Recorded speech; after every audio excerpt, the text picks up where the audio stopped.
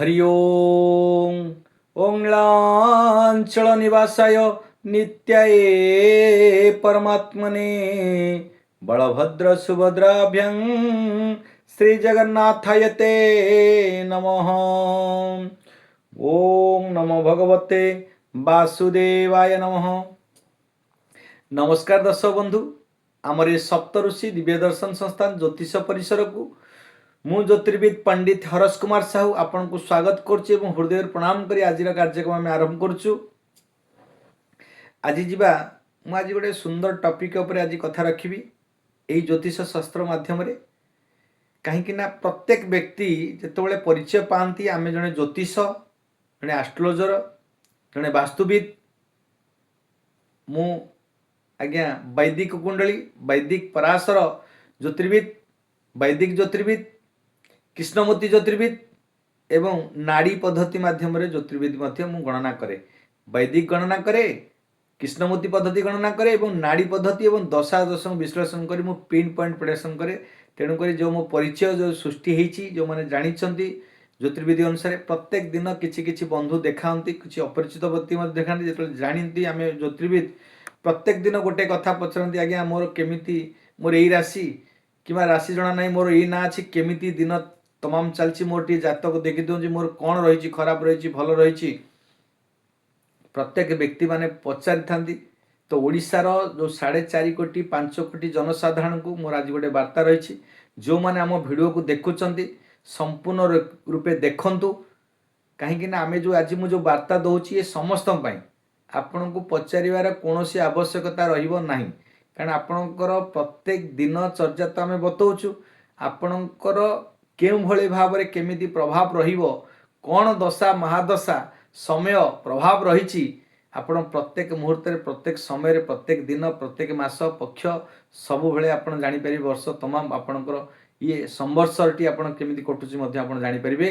प्रत्येक दिन मु आज गोटे छोटिया चुंबक रे कहिबी एवं आपण गोटे छोटिया मंत्र मु आपण कहिबी एई जो सूक्ष्म मंत्रटा आपण जानिबे सेही सार आपण प्रत्येक दिन आपण जानि परिबे आपणकर दिन केमिति रही आपण दिन केमिति चलछि ये वर्षटा ये मासटा ये पक्षटा केमिति चलिबो आपण प्रत्येक दिन पचारुथिबे किछि व्यक्ति को किछि एस्ट्रोलॉजर को किछि ज्योतिष को केमिति आज्ञा चलछि केमिति ये चलछि आपण देखंतु कुंडली रे जहाँ भी आपणकर ग्रह नक्षत्र कुंडली रे जेमिति भी थांतु आपणकर नाड़ी कुंडली कि कृष्णमूर्ति कि आपणकर वैदिक कुंडली रे जो गृह रे जो भाव रे जो ग्रह जेमिति जेते डिग्री थांतु कि पापयुक्त होता कि कौन प्रकार जोग सृष्टि कर संपूर्ण रूपे आज्ञा दशा अंतर्दशा फल ही सब बेले आपणकर प्रत्येक टाइमिंग टू आपन जनाए यही समय रे यही पीरियड रे आपणकर आज्ञा यही समस्या भोग रोचे।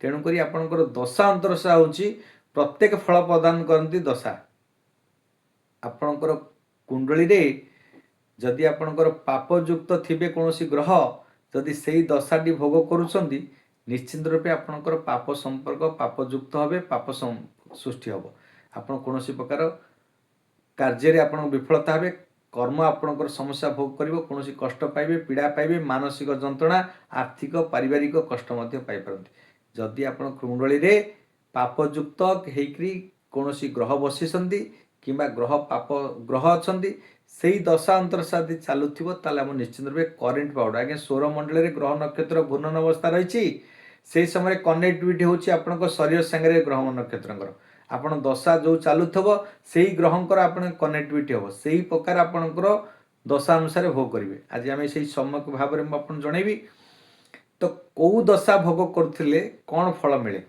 आपन जो 9टा ग्रह अच्छा से ग्रहंकर पीड़ा आप भोग करती।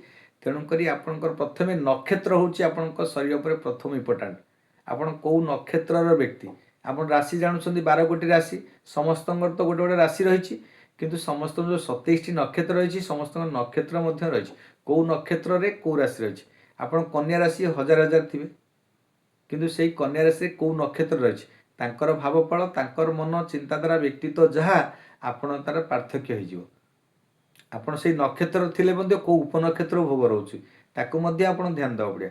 आम आज से नक्षत्र उपर आलोचना करी एवं राशि उपर आलोचना करी। नक्षत्र अधिपति अनुसार आपणकर ग्रह माने फल दे था नक्षत्र अधिपति आम केमी जाना प्रथम रवि कौ नक्षत्र अधिपति तो आम जाना प्रथम हूँ 3, 12 और 21। 3 है कृत्तिका नक्षत्र, उत्तरा फाल्गुनी नक्षत्र एवं उत्तराषाढ़ा नक्षत्र। ये 3टा नक्षत्र होउछंदी कृत्तिका नक्षत्र, उत्तरा फाल्गुनी नक्षत्र, उत्तराषाढ़ा नक्षत्र। 3, 12, 21 ये 3टाक नक्षत्रर अधिपति ग्रह होउछंती रवि।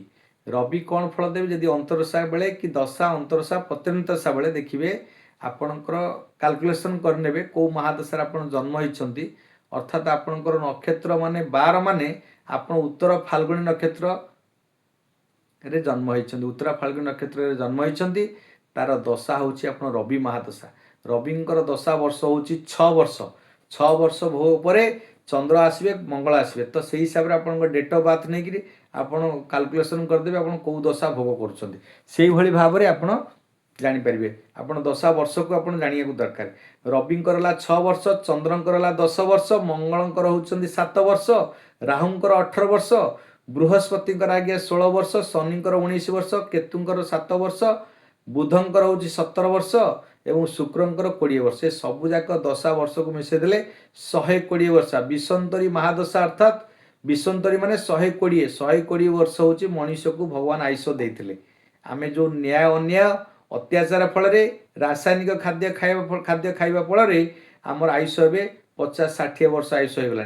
आम परपीढ़ी मैंने से 40-30 बचे कि न बचे कारण आम एत कलुषित भितर आसीगलु एत रासायनिक केमिकल खाद्य खाऊँ आम बॉडी आज्ञा खाली रोग भर्ती कर बोलुचु ना आप केवल रोग आउ कि ना आज्ञा आम सब रोगी रोगिणा जिते व्यक्ति देखुं समस्ते रोगक्रांत व्यक्ति आ सुस्थ मानसिकता सुस्थ व्यक्ति कहीं नहांती दुनिया सृष्टि कारण आप सबु बेले जिते जहाँ खाऊँ केमिकल खाऊँ पॉइजन खाऊँ जहर खाऊँ विष खाऊँ ये परिवा खातु कि कौन प्रकार खाद्य खाऊँ सब विष खाऊँ ये विष खाइले शरीर विष हाँपर आप स्वास्थ्य तो समस्त रूपे विघटित हम ना तो केवे स्वास्थ्य भल होने तेणुक आम सर्टे सारा 3, 12, 21 रविंकर आपणकर नक्षत्र भोग रही तेणुक रविंकर जो महादशा आसो अंतरदशा आसो प्रत्यंतर आसो कुंडली आप कौ भाव में लग्न ठार द्वादश भाव रही लग्न कहले आप चिंताधारा व्यक्तित्व भावना पर बुझाए आप शरीर रूप पर बुझाए जदि लग्न रही रवि दशा आसी आप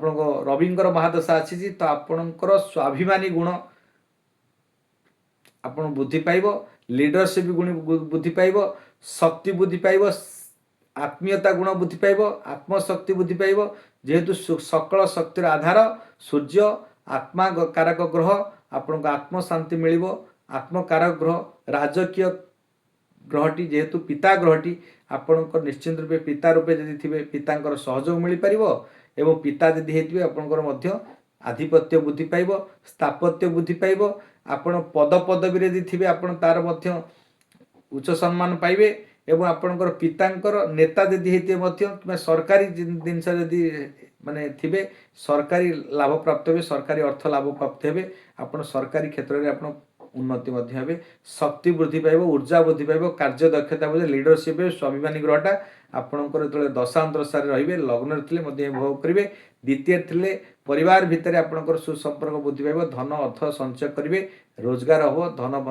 तृतीय क्षेत्र में पराक्रम बुद्धि पाइब लोक संपर्क बुद्धि पाइब जदि से अंतरसा बेले आपणकर कुंडली जदि चतुर्थ थे विद्या पाठ सुख मातृसुख एवं जमी जमा किनीपारे गृह करेंगे जानवाहन किणिपारे पंचम रही प्रेम वृद्धि रंतान वृद्धि हम एवं आपणकर पूर्वजन्मर कर्मफल पाइबे बुद्धि ज्ञान गुण गरिमा भर षष्ठ क्षेत्र में रोग ऋण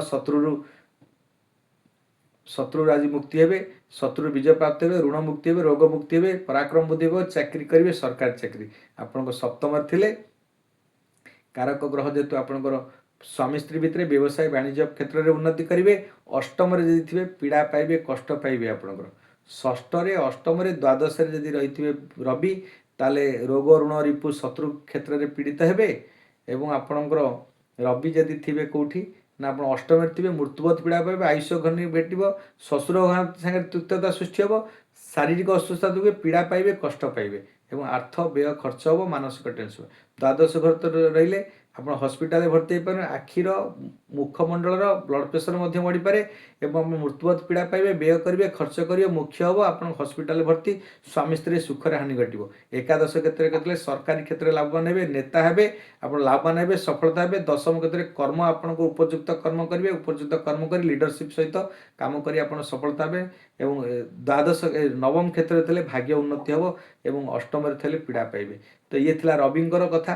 ଯେଉଁମାନେ କୃତ୍ତିକା ନକ୍ଷତ୍ର, ଉତ୍ତରା ଫାଲ୍ଗୁଣୀ, ଉତ୍ତରାଷାଢ଼ ନକ୍ଷତ୍ର, ଏମାନେ ରବିଙ୍କର ମହାଦଶାରେ ଏଇଭଳି ଭାବରେ ଫଳ ପାଇବେ।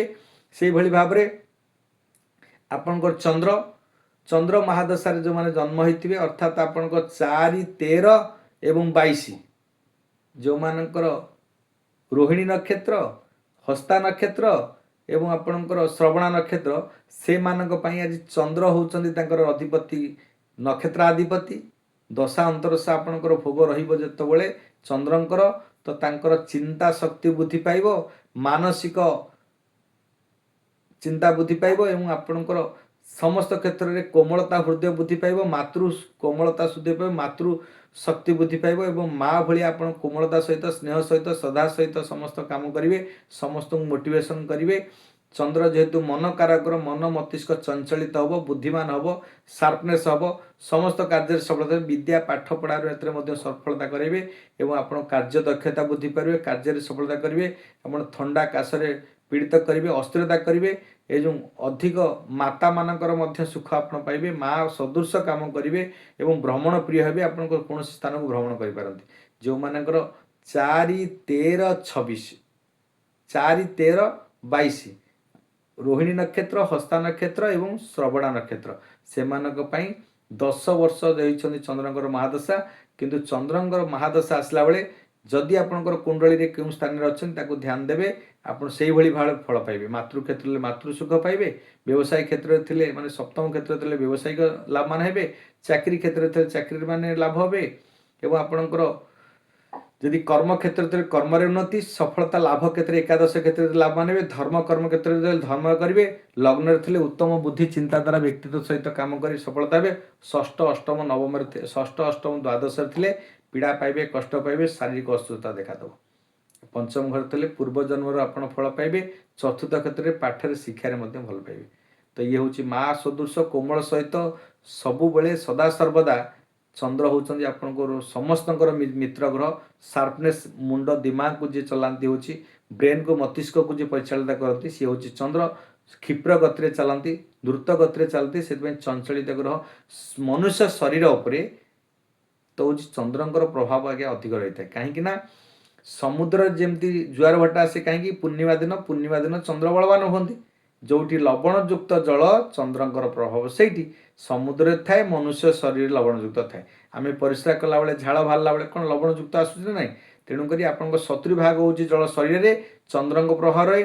ମନରେ ମସ୍ତିଷ୍କରେ ହେଉଛି 90% ଜଳ, ତେଣୁକରି ଆପଣଙ୍କର ମନରେ ହେଉଛି ଚନ୍ଦ୍ର ବାସ କରନ୍ତି। ସେଥିପାଇଁ ଚନ୍ଦ୍ରଙ୍କୁ ମନ କାରକ, ମସ୍ତିଷ୍କ କାରକ ଗ୍ରହ କୁହାଯାଏ, ଚଞ୍ଚଳିତ କାରକ ଗ୍ରହ। ଯେମିତି ବ୍ରେନ୍ଟା, ମସ୍ତିଷ୍କଟା ବହୁତ ଚଞ୍ଚଳିତ, ଏବେ ଏଇଠି ବସିଥିବେ ଆମେରିକା କଥା ଭାବିଦେବେ, ଦିଲ୍ଲୀ କଥା ଭାବିବେ, ସେଇଭଳି ଭାବରେ ମନ ମଧ୍ୟ କ୍ଷିପ୍ର ଗତିରେ ଚାଲନ୍ତି କିଏ ଚନ୍ଦ୍ରଙ୍କ ପ୍ରଭାବରେ।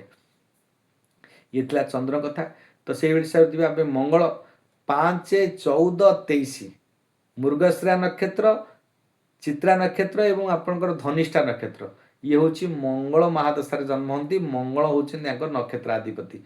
ସେଥିପାଇଁ ମଙ୍ଗଳ ହେଉଛନ୍ତି, ଆପଣ କ'ଣ କରିବେ, ऊर्जा क्रिएट करेंगे, पराक्रम केन्द्र करेंगे, क्रोध करेंगे, झगड़ा करेंगे। सेनापति ग्रहटा जो मंगल सब कारक ग्रह हूँ ऊर्जा कारक ग्रह। आपण थर्ड हाउस आपन को डेवलपमेंट करती, बल दियंती, बीर्ज दियंती एवं झगड़ा साहस भूमि मध्य आपन प्रदान करती एवं संपत्ति आपणकर वाहन एवं आपणकर आघात मध्य लगाती।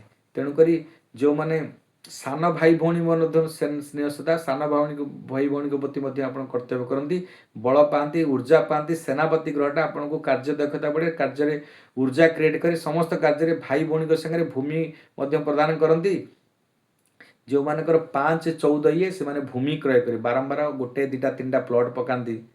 दशा अंतरशा मंगल आसो कि दशा जदि थे कौन शुभ क्षेत्र में थे, सप्तम थे मंगल तो आपंकर स्त्री संगे हानि घटे, चतुर्थ द्वादश ଏବଂ ଯଦି ଲଗ୍ନରେ ଚତୁର୍ଥରେ ସପ୍ତମରେ ଦ୍ୱାଦଶରେ ମଙ୍ଗଳ ଦଶା ରହିଲେ ସ୍ତ୍ରୀ ହେତୁକ କଷ୍ଟ ପାଇବେ, ବୈବାହିକ ଜୀବନରେ କିଛି ସମସ୍ୟା ଉପୁଜିଥାଏ। ତେଣୁକରି ତାକୁ ମାନେ ତାଦେହରୁ ନିବୃତ୍ତ ରହିବେ। ପରେ ପରେ ଅନ୍ୟ ଯେକୌଣସି ଘରେ ଥିବେ, ଯଦି ଥାର୍ଡ଼ ହାଉସ୍ରେ ଥିବେ କିମ୍ବା ଆପଣ ଦଶମ ଘରେ ଥିବେ କିମ୍ବା ଏକାଦଶ କ୍ଷେତ୍ରରେ ଥିବେ, ନବମ କ୍ଷେତ୍ରରେ ଥିବେ, ସମସ୍ତ କ୍ଷେତ୍ରରେ ସଫଳତା ଅର୍ଜନ କରିବେ, ପରାକ୍ରମ ବୃଦ୍ଧି କରିବେ, ରୋଜଗାର ମଧ୍ୟ ଆପଣଙ୍କର ବୃଦ୍ଧି କରିବେ, ବଳ ବୀର୍ଯ୍ୟ ସୃଷ୍ଟି କରିବେ ଏବଂ ସେନାପତି ଭଳିଆ ଆପଣଙ୍କ ଦକ୍ଷତା, କାର୍ଯ୍ୟ ଦକ୍ଷତା, କାର୍ଯ୍ୟରେ ଆପଣଙ୍କୁ ସମସ୍ତ କାର୍ଯ୍ୟରେ ସଫଳତା କରିବେ। ଇଏ ହେଉଛନ୍ତି ମଙ୍ଗଳ ମହାଗ୍ରହଙ୍କର। ପରେ ପରେ ଯିବା 9, 18, 27 ବୁଧ ହେଉଛନ୍ତି ତାର ଅଧିପତି ଗ୍ରହ ସ୍ୱାମୀ। 9 ହେଲା ହେଉଛି ଅଶ୍ଲେଷା ନକ୍ଷତ୍ର, 18 ହେଲା ଜ୍ୟେଷ୍ଠା ନକ୍ଷତ୍ର ଏବଂ 27 ହେଲା ରେବତୀ ନକ୍ଷତ୍ର। ଏ ତିନିଟି ନକ୍ଷତ୍ରଙ୍କର ଅଧିପତି ଗ୍ରହ ସ୍ୱାମୀ ହେଲେ ବୁଧ।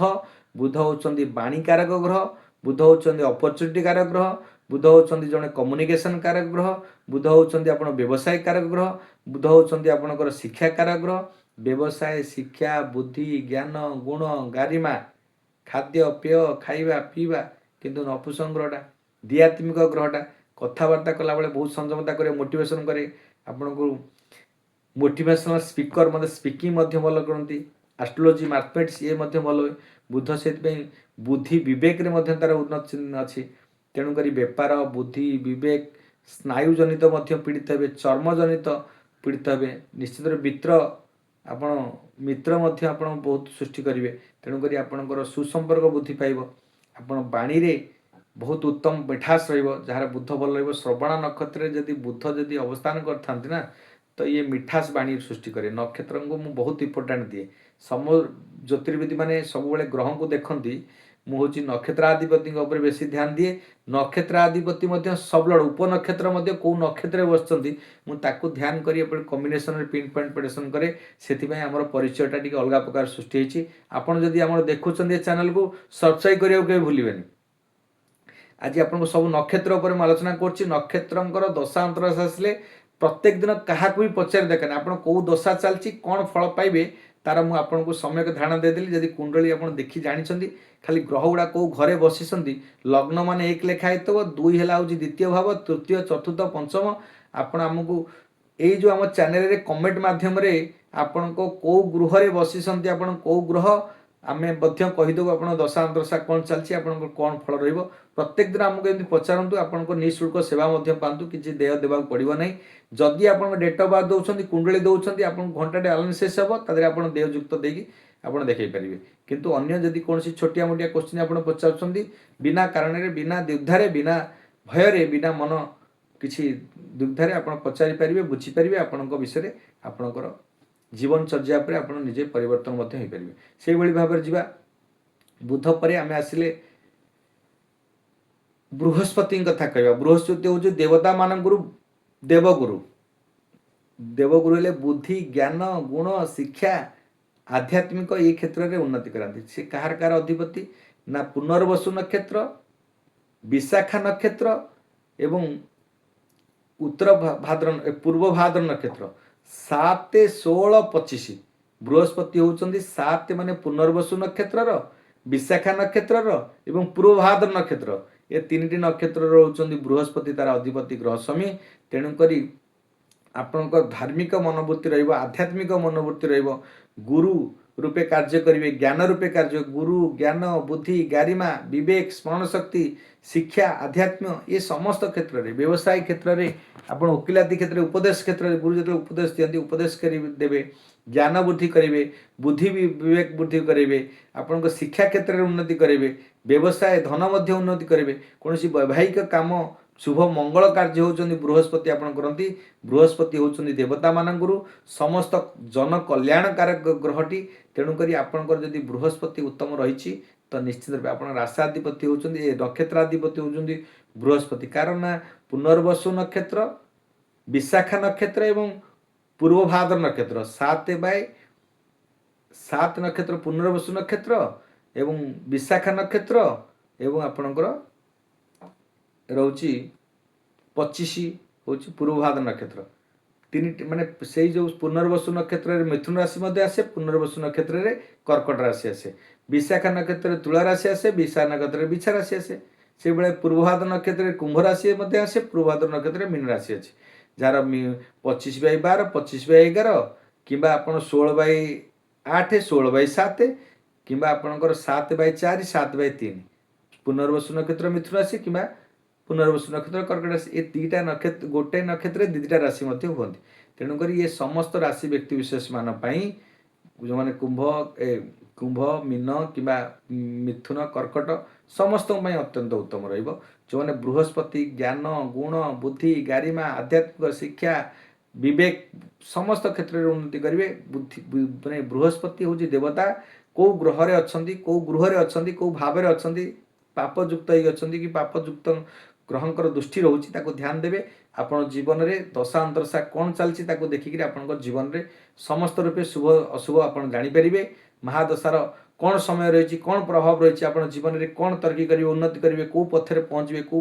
कैरियर करेंगे कौटी डेभलपमेंट कौ लाभ हम कौटी वैवाहिक जीवन सुखमय हम कौटी आपंकर विवाह हो पारे चाकरी करी व्यवसाय करी आर्थिक स्थिति लाभ हो पारे कौन आपको सफलता अच्छी कौ समय आप ग्रह मान स्थिति को देखिए आप निजे ही जानीपर महादशा कौन चलती देखीदे गृह कौटी कुंडली चली कॉम्बिनेशन सौरमंडल में आप कनेक्टिविटी होकर अनुभव करदे आपंकर कौन भल मंद चलती से विषय पर आपंकर आसीज आपंकर पॉइंट आउट यही विषय आप लाभवान हे से भाव में आपणकर शुक्र होउचंदी दैत्य गुरु शुक्र होउचंदी जड़े शास्त्रज्ञ विद्वान कला निपुण क्षेत्र में पारदर्शिता भीतर थाए एवं अर्थ पैसा कैश मध्य शुक्र दियंती लग्जरियस विद्वानटी तेणुक शुक्र ग्रह शुक्र होउचंदी कहार अधिपति ग्रह कहार मालिक मालिक जी देखिए आपणकर 2 माने दिजा नक्षत्र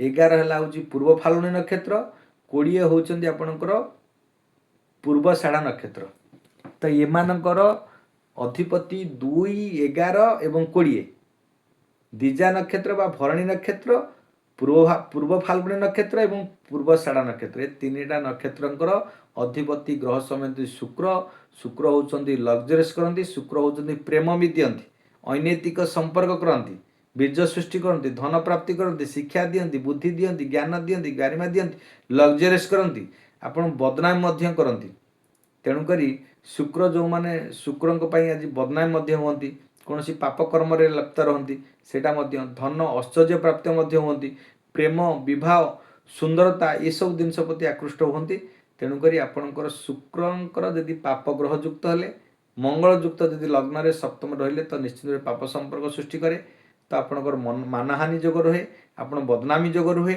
आपण धन बुद्धि गारिमा समस्त बुद्धि पाइले विवाह सुंदर हेले आपण अनैतिक संपर्क रे आपण लिप्त रुहंती कष्ट पाती पीड़ा पाती आपणकर नाम बदलाम होता है हूँ शुक्र आ मंगल तो एबे गोटे मु विवाह देखा जाइली तो तार लग्न रे थिला हूँ शुक्र मंगल मु अनुभव करी ये पिलाटी निश्चित रूप अनैतिक संपर्क थी पर मुहूर्त जो आगू कथा बढ़ला तो आम पूरा संपूर्ण रूप क्लीयर हलु जे से हूँ रही एमती बहुत उदाहरण अच्छी उदाहरण देले आप समय सापेक्ष हेनी तो समय बहुत व्यक्ति विशेष मैंने कहते जे सर्ट रे सारंतु तेणुक आम सर्ट रे आप सारुचु तो यही भाव में आपणकर शुक्र कथा जदि गला तापर आम देखा शनि शनि होउचंदी आपणकर 8 पुष्या नक्षत्र 17 होउचंदी अनुराधा नक्षत्र एवं 26 होउचंदी आपणकर उत्तर भाद्र नक्षत्र पुष्या नक्षत्र अनुराधा नक्षत्र उत्तर भाद्र नक्षत्र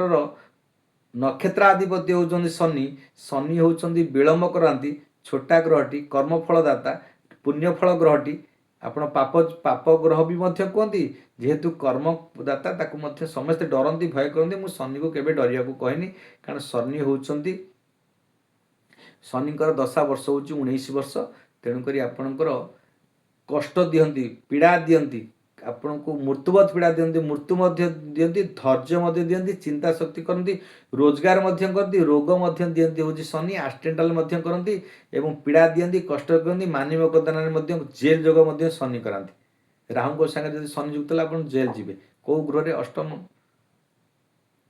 कि लग्न रे रहिबे आपन को अपाहिज करिवे वाणी समस्या सृष्टि करिवे षष्ठ रहिले आपन को मध्य समस्या सृष्टि करिवे जोठी भी आपनकर शनि एवं ये रहिबे तार दृष्टिटा मध्य बहुत खराब करे तृतीय सप्तम एवं दशम दृष्टि शनिकर अत्यंत खराब रहिबो जदि आपण जो घरे बसचंती जो सांगरे बसचंती तार तृतीय दृष्टि देखिबे किए रहिछि तो पापयुक्त होइछंती कि पुण्ययुक्त होउछंती ताकू देखिबा पड़िबो तो तेणु करी आपणकर जो माने शनि महाग्रहंकर पीड़ित होउछंती तो धैर्य आपणकर शनिकर महादशा अछि तो आपणकर कष्ट अनुभव करुछंती पीड़ा अनुभव करुछंती आपणकर शारीरिक असुस्थता देखा दउछि एस्टेंडाल जोग रहउछि पीड़ा पाउछंती शनि आपन जदि कर्म जदि ठीक करुछंती कर्म उन्नति करुछंती आपण निश्चित रूपे शनिकर शुभ आशीर्वाद द्वारा आपण कोटिपति मध्य होइपारे शनि बहुत भल ग्रहटी न्यायपालिका ग्रहटी तेणु करी न्यायाधीश ताको कहा जाए ये सुप्रीम कोर्ट रो जज समाजर संसार पूरा पृथ्वीर से जज आपणकर भल कर्म फल करिवे